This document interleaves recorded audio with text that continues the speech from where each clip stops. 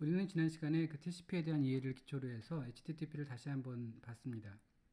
HTTP를 처음에 봤을 때는 별로 어렵지 않았었죠. 그냥 get 그 다음에 URL 패스를 get하고서 URL 패스를 알려주면 거기에 해당되는 파일을 찾아서 그거에 대한 리스판스를 헤더 정보와 함께 전달해주면 되는 것으로 생각이 들었습니다.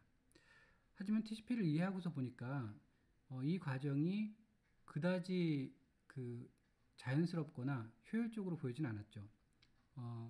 HTTP는 프로토콜이 기본적으로 문자열로 되어 있는 스트림 형태로 구성이 되어 있는데, 이 스트림 형태로 데이터가 전달되기 위해서는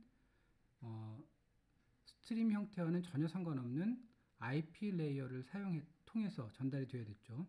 그리고 그걸 가능하도록 하기 위해서 TCP에서는 시퀀싱, 그 다음에 타임아웃, 리트랜스미션을 통해서 순서가 보장이 되고, 그 다음에 한 바이트도 누락되지 않도록 스트림 인터페이스를 제공할 수가 있었습니다. 그리고 이 과정을 지원하기 위해서는 처음에 커넥션이란 걸 맺어야 됐는데, 커넥션은 우리가 전화기에서 하는 것처럼 실질적으로 커넥션이 맺어지는 게 아니었죠.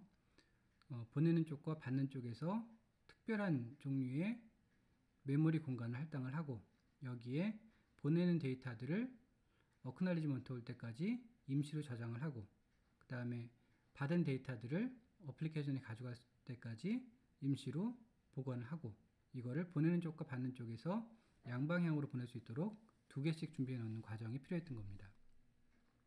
그리고 이런 과정을 준비하는 데에는 메모리라든지 이런 리소스도 많이 사용이 됐지만 시간도 많이 들어갔죠.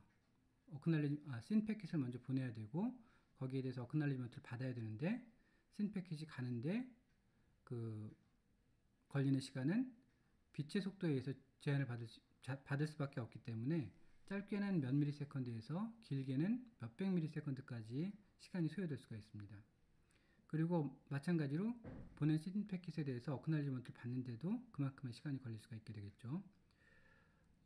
이 과정을 가만히 들여다보면 우리가 서버에 요청하는 데 걸리는 시간은 불과 몇 나노세컨드밖에 걸리지 않는데, 그거를 달라고, 그거를 받아서 처리하겠다고 응답을 받는 데까지는 그거의 몇백만 배의 시간이 더 소요되는 네트워크 구간을 통과해야 된다는 사실을 알 수가 있습니다. 이 사실 자체만으로도, 커넥션을 맺는 데 걸리는 비용만으로도 굉장히 많은 비효율성이 있다는 사실을 우리가 알 수 있습니다. 거기다 한 가지 더, TCP에서 데이터를 보낼 때에 모두 다 내가 우선한다고 해서 최대한의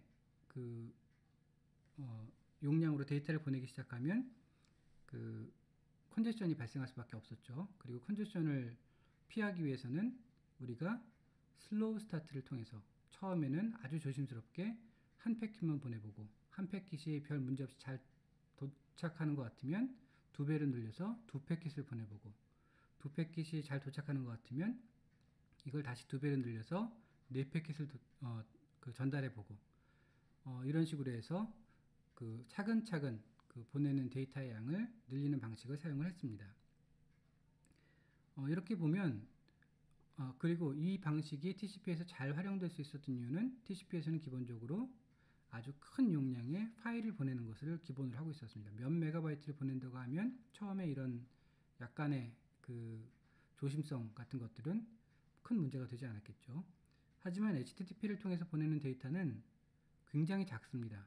평균적으로 웹페이지 하나, HTML 문서 하나의 크기는 한 10KB 정도라고 하는데, 이렇게 되면 한 패킷 보내고, 두 패킷 보내고, 네 패킷 보내고, 8패킷을 보내고 나면 거의 대부분 보내고자 하는 HTML 문서를 전부 다 보낼 수 있게 된다는 것을 의미합니다.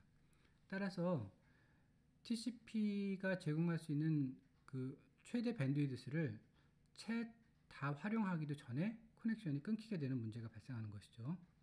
자, 그러면 이번 시간에는 이런 문제들을 어떻게 해결할 수 있는지에 대해서 얘기를 좀 진행해 보도록 하겠습니다.